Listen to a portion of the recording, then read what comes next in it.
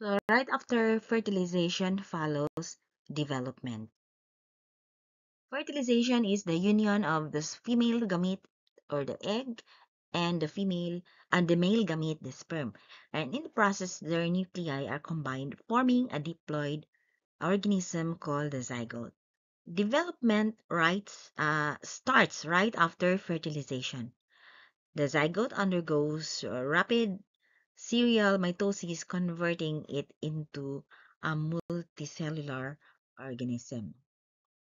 So, closer look at how uh, serial mitosis converts the unicellular zygote into multicellular embryo. We have the process called cleavage. This is the serial mitosis that I mentioned in the previous slide.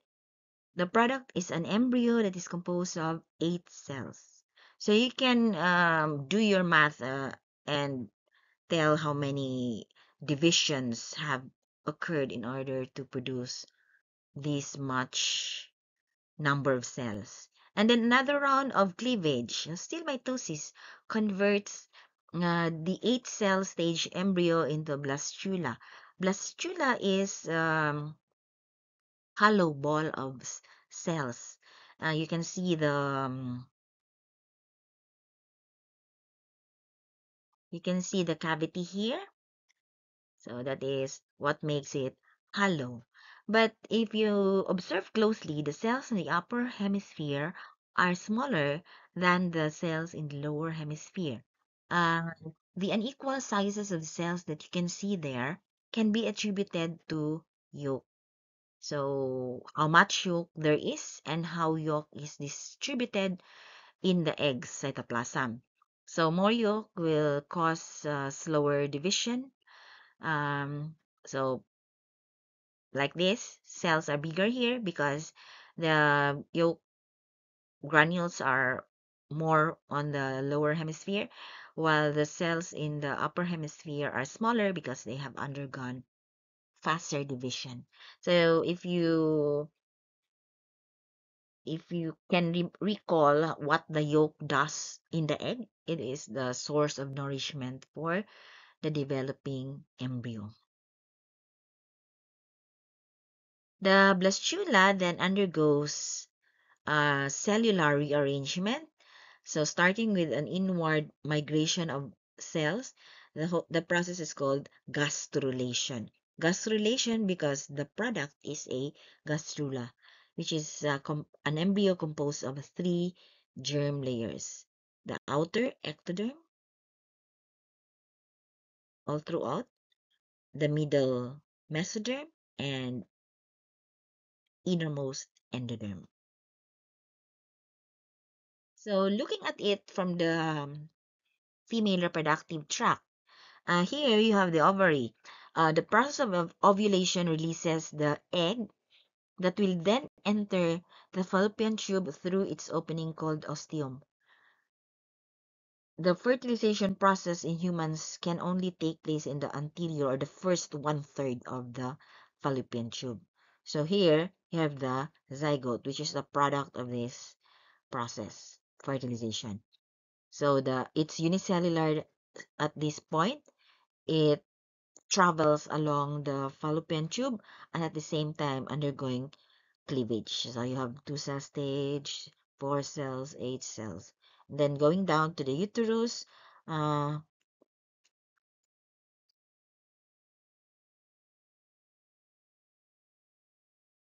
and becomes more and more multicellular in the process. The mammalian blastula is called a blastocyst because it's a cyst. You have cavity. And that will implant itself into the uterine wall uh, here. Then this picture here shows, on the right, shows how human embryo develops into a fetus. So embryonic stage until you have gastrula and much later. And then you have the fetus starting at 4 weeks, which will continue towards the 40th week. So this is the complete progression of the size of the fetus until it becomes a miniature of the adult. And in the process, the uterus also stretches.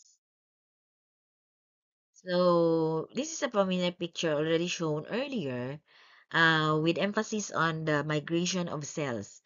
Cellular migration is, in a way, rearrangement of cells to form three layers, out of the single layer of cells in the blastula. So once the three layers are established, you have a blastula. And in the later part of gastrulation, later stage, later than gastrula, you have here the neurula stage, which is when the embryo undergoes neurulation or the formation of the central nervous system. So in A, the blue cells here is the group of cells from which the CNS is derived. So here it's still flat, flat. And then we have some movements here in B, giving rise to two elevated parts on each side of a, like, starting to become a groove there, continues deeper, and the ends of the folds are getting closer to each other until they meet and fuse and separate from the rest of the ectoderm. So ectoderm na sila. So that is now the neural tube, which becomes the CNS, or if it's in the anterior part of the body, the brain and spinal cord for the rest of the body. So take note of the other germ layers. We have orange, which is mesoderm, and yellow, which is endoderm. But not emphasized here, you should have ectoderm all throughout.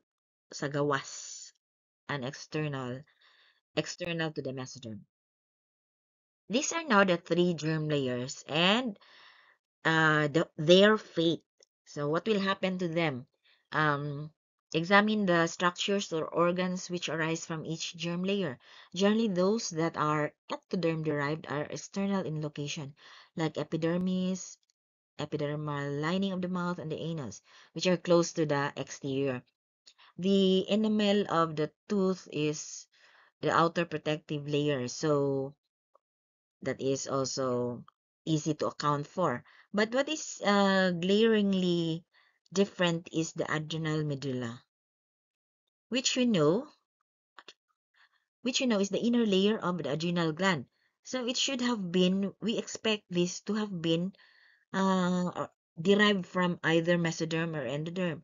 But in terms of origin, the cells that give rise to the adrenal medulla are cells that are originally specialized group of cells that detach from that are called neural crest cells, and they detach from ectoderm during embryonic development.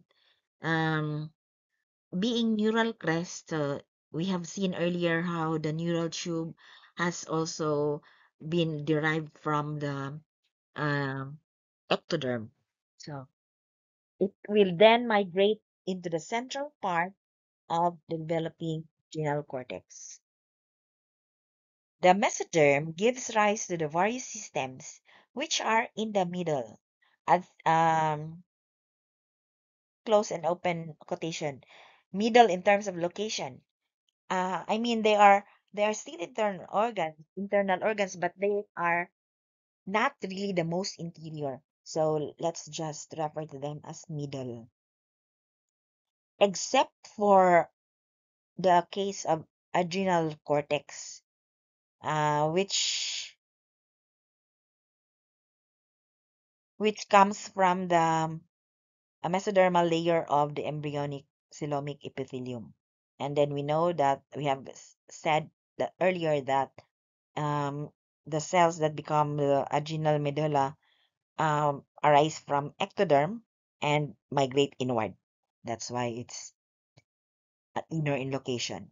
The endoderm gives rise to all epithelial linings of internal parts of the digestive tract. So that means except lining of mouth and anus.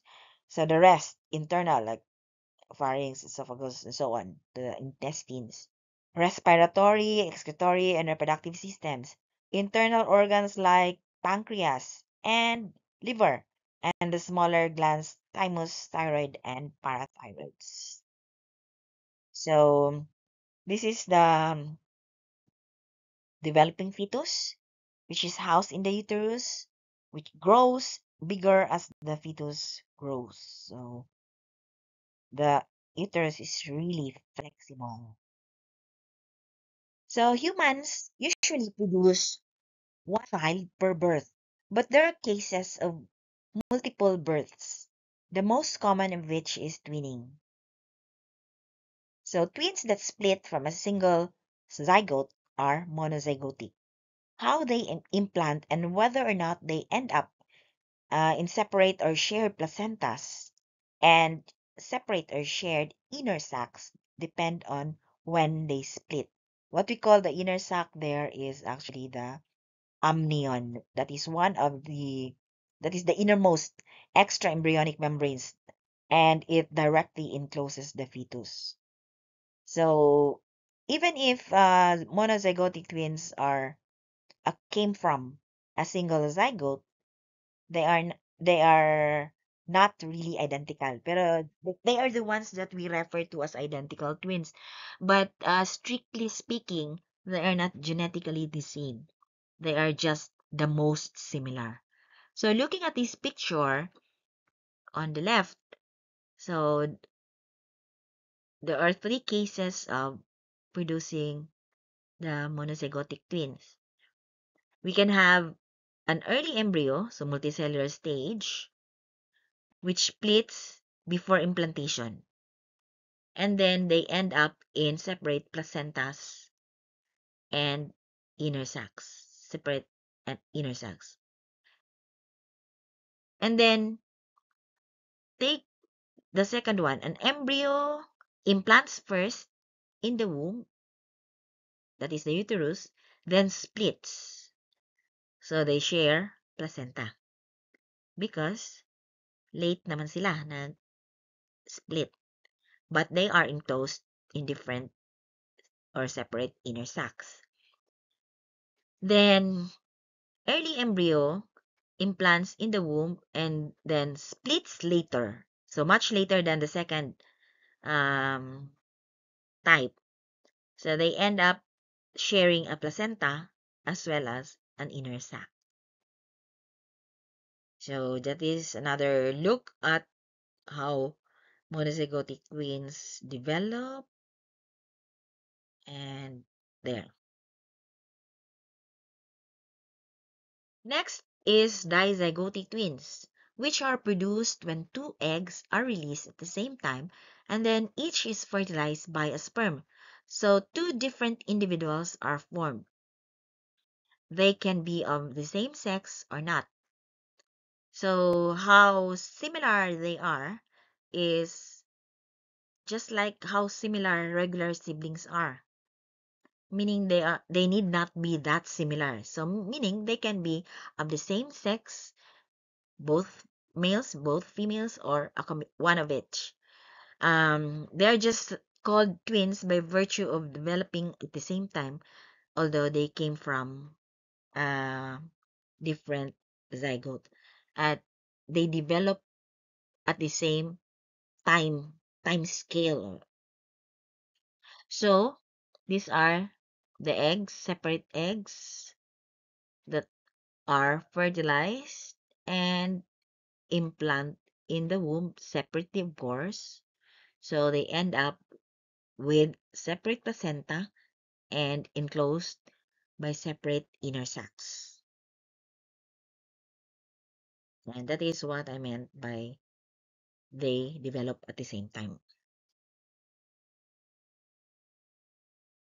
Actually, katong term na fraternal, although it's more commonly used, it's not really accurate because when we say fraternal, it is only um, for both males because we have both females that can be called sororal. So better stick to um, dizygote. So these are pictures showing us examples of monozygotic twins. So phenotypically, they look the same, but genetically, we know that they are not the same. Then dizygotic twins, separate individuals because they came from uh, separate zygotes. Even possible, they may not look the same or similar. They may not look similar, just like the regular siblings. But for families where variation is not much, they can look similar, more similar. They may not even look similar in terms of skin color. So that depends on a combination of genes that the gametes have.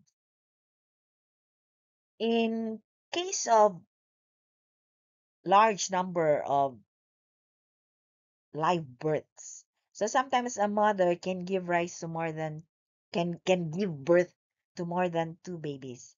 The number of live births ranges from 3 to 9. This is for multiple births beyond twin. So we can have identical triplets, pinaka low number, and as much as 9. Um, an identical triplet can be produced from many possible ways. It could be of the splitting of a zygote early. So pag splitting, because cell division only divides the cell into two, you still have two zygotes or maybe embryos since development will proceed. And then the one of those embryos formed will undergo another division, so split into two. And one and that means that the products of the second splitting are more similar because they came from um one embryo. And since we know that if they came from the same zygote, they can still differ once they split. So the splitting time also matters. So that explains why it's possible to produce um, identical triplets or the monozygotic triplets. But in some cases, it could be that the female produces multiple eggs, which are released, and each is fertilized, and that is what happens. You have a big number of um, kung animals pa litter, but this is human development. We cannot call it litter. So usually these conditions, these phenomena exist because of uh, results of medical interventions like fertility drugs and in vitro fertilization. Some other contributing factors include family history, like is there really multiple births in the family in the past? The age of the woman, because that can also determine if the female has tendency to produce more mature eggs. Then ethnicity and even body weight. That ends our video on development.